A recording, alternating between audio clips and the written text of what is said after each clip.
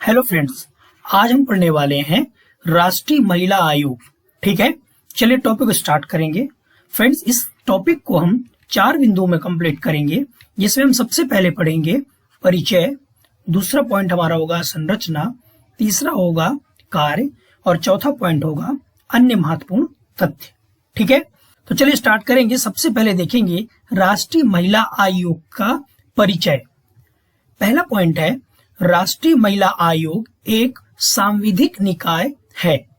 Friends, पिछले video भी अगर आपने देखे हैं उसमें हमने चर्चा की है सांविधिक का मतलब क्या होता है। ऐसा निकाय जिसका निर्माण केंद्र सरकार के द्वारा किया गया है। ठीक है, वो होगा सांविधिक निकाय। ओके, और संवैधानिक निकाय कौन सा होता है? जिसका निर्माण संविधान के अनुसार किया गया है, मतलब उसका वर्णन संविधान में है। ठीक है, तो जो राष्ट्रीय महिला आयोग है कैसा निकाय है? यह एक सांविधिक निकाय है, ये आपको याद रखना है। तो सबसे इंपॉर्टेंट पॉइंट ये आपको मिल गया।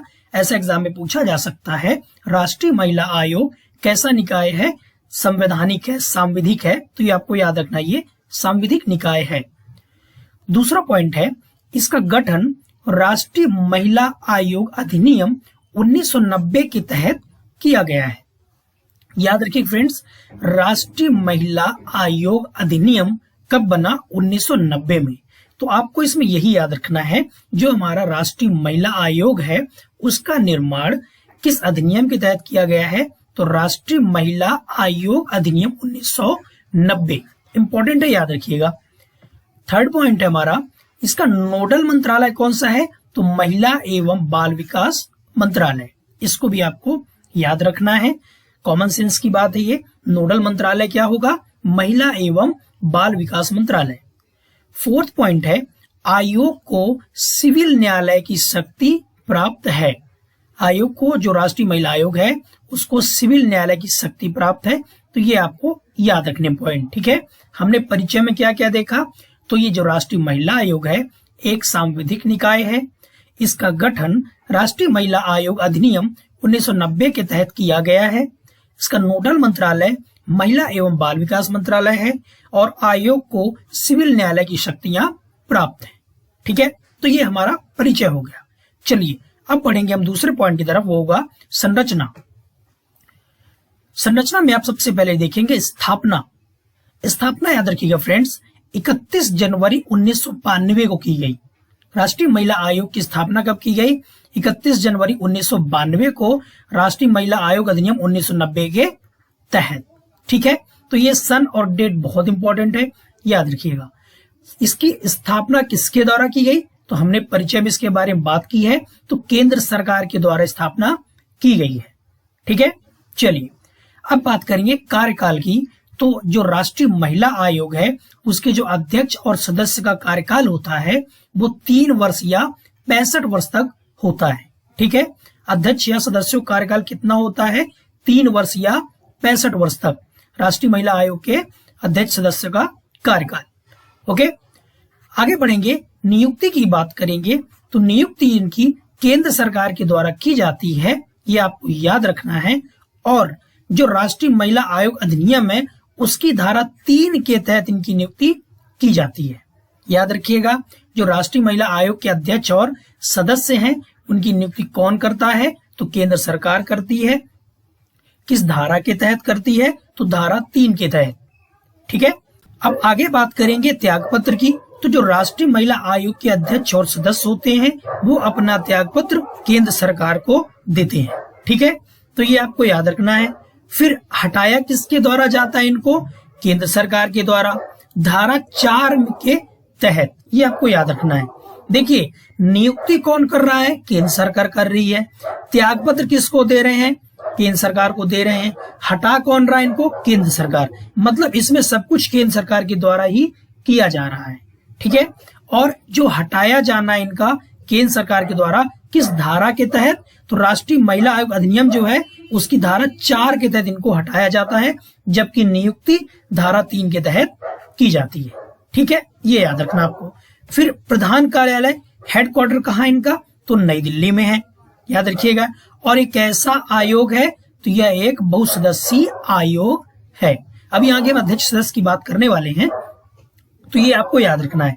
संरचना को एक बार फिर से देखते हैं, हमने क्या क्या देखा। सबसे पहले स्थापना 31 जनवरी 1992 को राष्ट्रीय महिला आयोग अधिनियम 1990 के तहत, किसके द्वारा? केंद्र सरकार के द्वारा। कार्यकाल 3 वर्ष या 65 वर्ष होता है। नियुक्ति इनकी केंद्र सरकार के द्वारा की जाती है धारा 3 के तहत। त्यागपत्र केंद्र सरकार को देते हैं। हटाया किसके द्वारा जाता है? केंद्र सरकार के द्वारा धारा 4 के तहत। इनका हेडक्वार्टर कहाँ है? नई दिल्ली में है। और कैसा आयोग है ये? तो यह एक बहुसदस्यीय आयोग है। ठीक है, ये आपको याद रखना है। चलिए आगे बात करेंगे फ्रेंड्स। अब सदस्य और अध्यक्ष की बात करते हैं। इस चीज को समझना बहुत इंपॉर्टेंट है। तो देखिए, अध्यक्ष और सदस्य की मुख्यतः इनकी संख्या होती है टोटल 6, जिसमें एक होता है अध्यक्ष, ठीक है, और 5 होते हैं सदस्य। ठीक है, अध्यक्ष और सदस्य। लेकिन अगर हम एक सचिव को भी मिला दें तो ये टोटल संख्या कितनी हो जाती है? 7, क्योंकि इसमें एक सचिव भी होता है। और ये जो सचिव होता है ये प्रशासनिक अधिकारी होता है। ठीक है, जैसे आईएएस वगैरह होते हैं, ये नियुक्त किए जाते हैं सचिव के रूप में। तो यहाँ पर ये आपको याद रखना है कि सदस्य कितने होते हैं? तो 5 मुख्यतः, है ना, और अध्यक्ष 1। अगर सचिव को भी मिला दे तो टोटल कितनी संख्या हो जाएगी? 7। तो इस चीज को आपको क्लियर रखना है। अगर सचिव को भी मिलाकर पूछा जाता है आपसे तो टोटल संख्या 7 हो जाएगी, और मुख्यतः वैसे 6 होती है, 5 + 1। ठीक है। अच्छा, अध्यक्ष जो होता है केंद्र सरकार के द्वारा नियुक्त किया जाता है, और जो सदस्य होते हैं ये 5 केंद्र सरकार के द्वारा ही नियुक्त किए जाते हैं। मतलब अध्यक्ष एवं सदस्य की नियुक्ति कौन कर रहा है? केंद्र सरकार कर रही है। हमने पीछे बात की इसके बारे में। एक महत्वपूर्ण बात आपको ये याद रखनी है, इन 5 सदस्यों में से एक सदस्य का एससी का होना और एक सदस्य का एसटी का होना अनिवार्य है। मतलब एक सदस्य अनुसूचित जाति का होना चाहिए और एक सदस्य अनुसूचित जनजाति का होना ही चाहिए, ये अनिवार्य है। ठीक है, मतलब 5 में से 2 सदस्य, ठीक है, एक सदस्य होगा कौन सा? एससी का, और एक होगा एसटी का। ठीक है, तो ये चीज आपको याद रखनी है। यहां पर हमने क्या देखा? सदस्य कितने होते हैं? मुख्यतः 5 होते हैं। अध्यक्ष 1 होता है, सचिव 1 होता है। इसको मिला दे तो टोटल संख्या यहाँ पर 7 हो जाती है। अध्यक्ष और सदस्य की नियुक्ति केंद्र सरकार के द्वारा की जाती है, और 5 सदस्यों में से एक का एससी का होना और एक एसटी सदस्य का होना अनिवार्य है। ठीक है, चलिए अब आगे बढ़ेंगे। अब बात करेंगे हम फ्रेंड्स राष्ट्रीय महिला आयोग के कार्यों के बारे में। तो देखिए, आयोग के कार्यों का जो वर्णन है धारा 10 में किया गया है। सबसे पहले आपको तो ये याद रखना है, आयोग के कार्यों का वर्णन धारा 10 में किया गया है। इस चीज को याद रखिएगा। अब कुछ महत्वपूर्ण कार्य देखते हैं। पहला है महिलाओं के संवैधानिक और कानूनी अधिकारों की जांच करना। दूसरा, शिकायतों का निवारण करना। तीसरा, महिलाओं की दशा सुधारने के लिए सिफारिश करना। चौथा, महिला बंदी गृहों का निरीक्षण करना। और 5वां, केंद्र व राज्य सरकारों को रिपोर्ट सौंपना। ऐसे बहुत से काम हैं राष्ट्रीय महिला आयोग के। यहाँ पर मैंने कुछ महत्वपूर्ण कार्यों के बारे में बताया है। देखिए, आप उसके नाम से ही समझ सकते हैं, राष्ट्रीय महिला आयोग। महिलाओं के हित के लिए जो जो भी कार्य होते हैं, जो उनके हितों के लिए जरूरी है, वो सभी को कौन कर रहा है? राष्ट्रीय महिला आयोग। ठीक है, इस चीज को आपको याद रखना है। तो ये बहुत इजी चीज है, इसको याद रखिएगा। बस आपको यहाँ पर जो सबसे मेन इंपॉर्टेंट है ये धारा 10, इसमें कंफ्यूज नहीं होना चाहिए आपको, ये भूलना नहीं चाहिए। आयोग के कार्यों का वर्णन किसमें है? धारा 10 में है। चलिए अब हम बात करेंगे फ्रेंड्स अन्य महत्वपूर्ण तथ्यों के बारे में। इसमें हम देखेंगे सबसे पहले अब तक राष्ट्रीय महिला आयोग की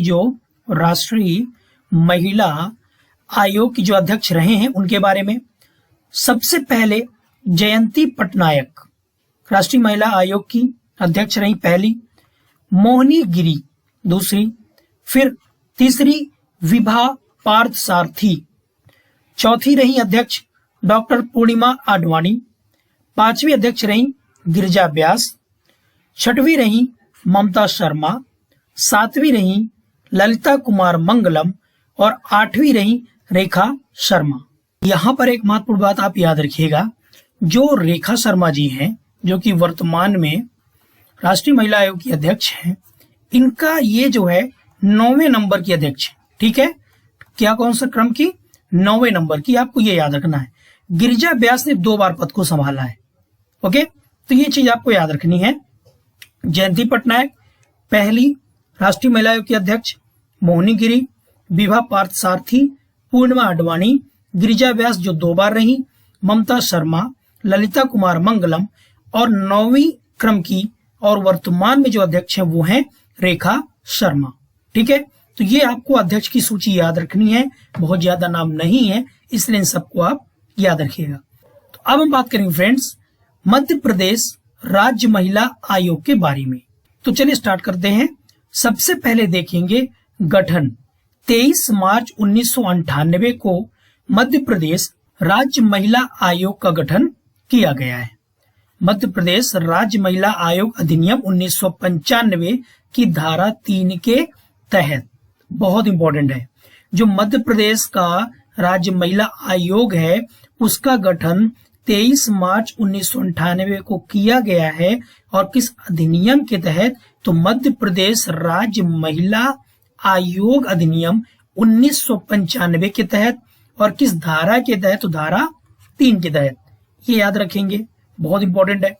संरचना की बात करेंगे तो सेम है जैसे राष्ट्रीय महिला आयोग में थी, एक अध्यक्ष, 5 सदस्य और एक सचिव।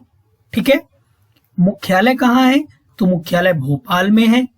नियुक्ति किसके द्वारा की जा रही है? तो राज्य सरकार के द्वारा। त्यागपत्र किसको दे रहे हैं? राज्य सरकार को सदस्य और अध्यक्ष त्यागपत्र देंगे। हटाया किसके द्वारा जाएगा? तो राज्य सरकार के द्वारा। जैसा हमने राष्ट्रीय महिला आयोग पढ़ा है सेम वैसा ही राज्य महिला आयोग भी है।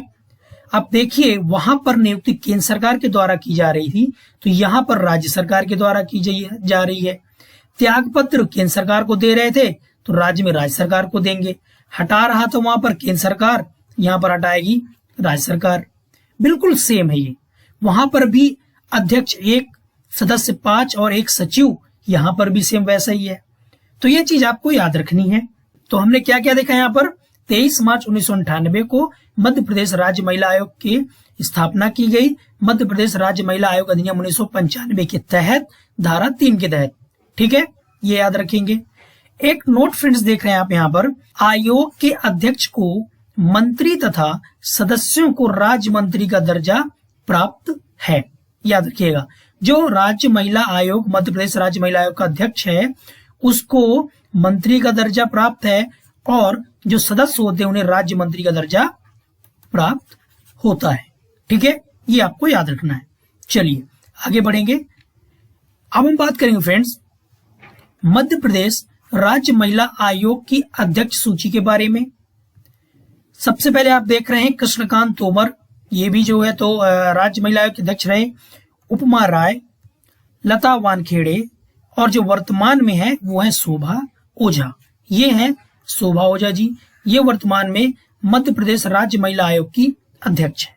तो ये आपको याद रखना है। इनके कुछ ये अध्यक्षों के नाम है, कृष्णकांत तोमर, उपमा राय, लता वानखेड़े, वर्तमान में शोभा ओझा।